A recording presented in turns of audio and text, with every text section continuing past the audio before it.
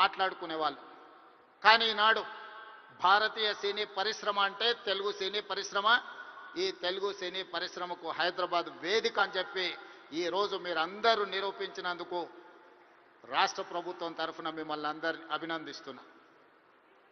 సినీ పరిశ్రమకు సంబంధించి మొదటి తరం అన్న నందమూరి తారక రామారావు గారు, డాక్టర్ అక్కినేని నాగేశ్వరరావు గారు.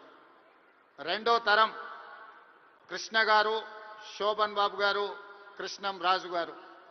మూడవ తరం చిరంజీవి గారు, బాలకృష్ణ గారు, వెంకటేష్, నాగార్జున లాంటి హీరోలు వచ్చారు. ఈనాడు నాలుగో తరం సినీ పరిశ్రమ ఇక్కడ ఉన్నది. నాలుగో తరంలో పవన్ కళ్యాణ్ గారు కావచ్చు, మహేష్ బాబు కావచ్చు, లేదా అల్లు అర్జున్ కావచ్చు. మీరందరూ ఈనాడు తెలుగు సినీ పరిశ్రమకు నాలుగో తరం ప్రాతినిధ్యం వహిస్తున్నారు. ఈరోజు ఈ వేదిక మీద నుంచి చాలామంది విద్యార్థి దశలో నాకు పరిచయం ఉన్న వాళ్ళందరికీ ఈరోజు సినీ పరిశ్రమలో రాణించిందని ఇక్కడ కలుస్తుంటే నాకు చాలా ఆనందం కలిగింది. బన్నీ కావచ్చు, వెంకట్ కావచ్చు, అశ్విన్ దత్ గారి అమ్మాయిలు, లేకపోతే వాళ్ళ అల్లుడు నాగ వైష్ణవ్ కావచ్చు, వీళ్ళందరూ యంగ్ ఏజ్లో కాలేజ్ డేస్లో ఉన్నప్పటి నుంచి వీళ్ళందరూ నాకు తెలుసు. ఈరోజు గొప్ప డైరెక్టర్లుగా, గొప్ప నటులుగా, గొప్ప ప్రొడ్యూసర్స్గా నవీన్ ఎర్నేని లాంటి పెద్ద ప్రొడ్యూసర్స్ అందరూ కూడా మా యువమిత్రులందరూ ఈరోజు ఈ పరిశ్రమలో రాణించడం, ఈరోజు వాళ్ళందరినీ వేదిక మీద నుంచి అభినందించడం చాలా సంతోషకరమైన సందర్భం. అదేవిధంగా ఈ కార్యక్రమం అద్భుతంగా నిర్వహించడమే కాదు, నేను ఒక్క మాట ఈ వేదిక మీద నుంచి సినీ ప్రముఖులందరికీ కూడా చెప్పదలుచుకున్నాను. రాష్ట్ర ప్రభుత్వం కఠినంగా కనిపిస్తుంది, కానీ మిమ్మల్ని అభిమానంగా చూసుకుంటుంది. మీ అభివృద్ధికి 100% తోడ్పాటును అందిస్తుంది. ప్రభుత్వం నడిపేటప్పుడు కొన్ని నిర్ణయాలు తీసుకున్నా అది మిమ్మల్ని ప్రోత్సహించడానికి, మిమ్మల్ని అభినందించడానికి, మీకు సముచితమైన స్థానం కల్పించడానికి ఈ రాష్ట్ర ప్రభుత్వం ప్రయత్నం చేస్తుంది. ఈరోజు ఈ వేదిక మీద నుంచి తెలంగాణ రైజింగ్ 2047కు ఒక ప్రత్యేకత ఉన్నది. ఈ దేశానికి స్వతంత్రం వచ్చే 100 సంవత్సరాలు 2047లో మనం పూర్తి చేసుకోబోతున్నాం. మరి స్వతంత్ర భారతదేశంలో 100 సంవత్సరాలు పూర్తి చేసుకుంటున్నప్పుడు మన దేశం ప్రపంచంలోనే ఒక అద్భుతమైన దేశంగా, మన దేశం ప్రపంచ ఎకానమీని శాసించే విధంగా మన దేశం అభివృద్ధి చెందాలి.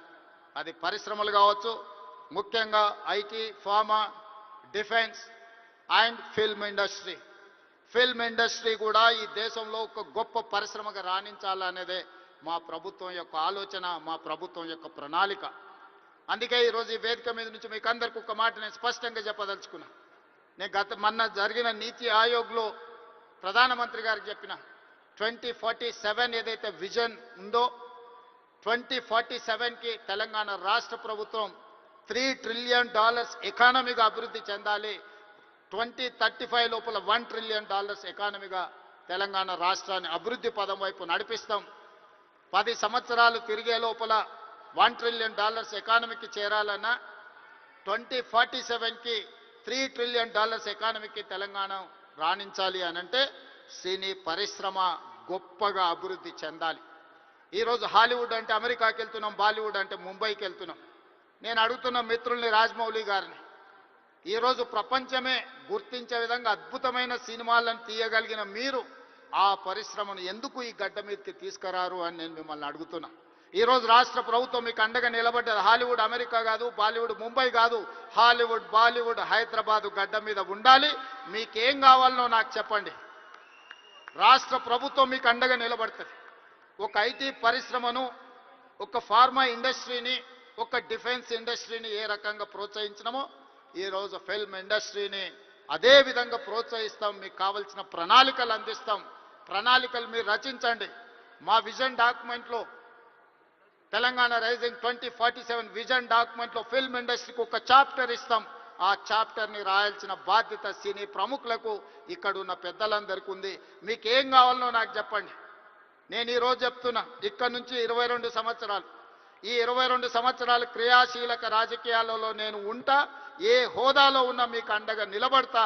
ఈ పరిశ్రమను అంతర్జాతీయంగా అభివృద్ధి చెందడానికి అవసరమైన అన్ని ప్రణాళికలను, అన్ని రకాల మిమ్మల్ని ప్రోత్సాహకాలను మీకు అవసరమైన వసతులను ఏర్పాటు చేయడానికి తెలంగాణ రాష్ట్ర ప్రభుత్వం సిద్ధంగా ఉంది.